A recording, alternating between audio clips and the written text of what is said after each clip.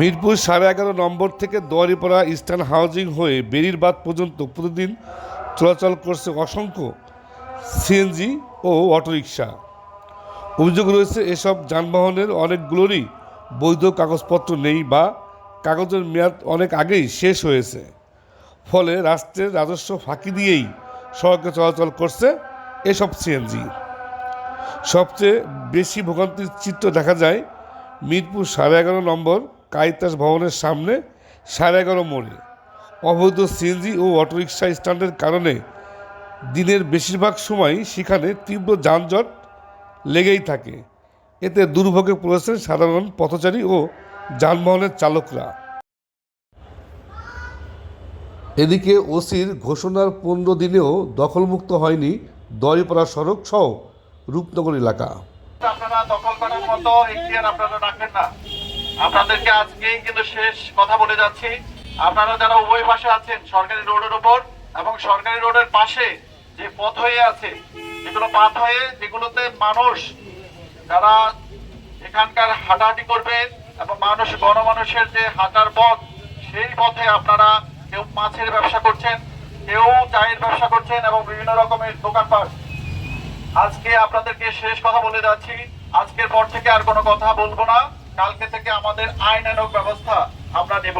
অন্যদিকে রূপনগর দুয়ারিপাড়া এলাকার সড়ক ও ফুটপাত দখলের অভিযোগ দীর্ঘদিনের। কয়েকদিন আগে রূপনগর থানার ভারপ্রাপ্ত কর্মকর্তা ওসি ও পুলিশের একাধিক টিম বৃষ্টির মধ্যেই এলাকায় মাইকিং করে দখলদারদের সতর্ক করেন।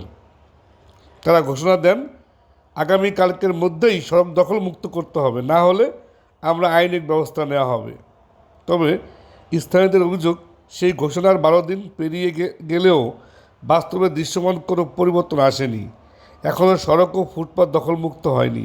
আগের মতোই চলছে দখল ও অবৈধ কার্যক্রম। এ পরিস্থিতিতে জনমনে প্রশ্ন উঠেছে, প্রশাসনের সতর্কতার পরও কেন কার্যকর ব্যবস্থা নেওয়া হচ্ছে না? দখলদাররা কি এতটাই প্রভাবশালী যে আইনের প্রয়োগকারী সংস্থার নির্দেশনাও উপেক্ষিত হচ্ছে?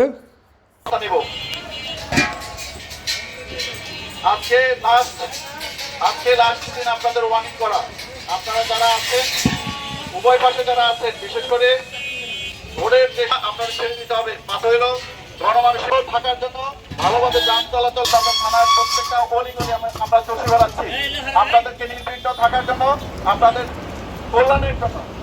স্থানীয়দের অভিযোগ, অবৈধ স্ট্যান্ড ও সড়ক দখলের কারণে প্রায় ছোট বড় সড়ক দুর্ঘটনা ঘটছে। অথচ ঘটনাস্থলের পাশেই রয়েছে পল্লবী পুলিশ ফাঁড়ি, অল্প দূরেই পল্লবী থানা। এছাড়া এই সড়ক দিয়ে ব্যবহার করেন সিটি কর্পোরেশন, প্রশাসন এবং বিভিন্ন সরকারি দপ্তরের কর্মকর্তারাও। সবাই রাখছে বিধায় আপনি যে অন্যায় করবেন, সবাই অন্যায় করছে বিধায় আপনি অন্যায় করবেন, এতে করতে পারেন। রাজু আহমেদ, RTV। শোনেন, আমি বলি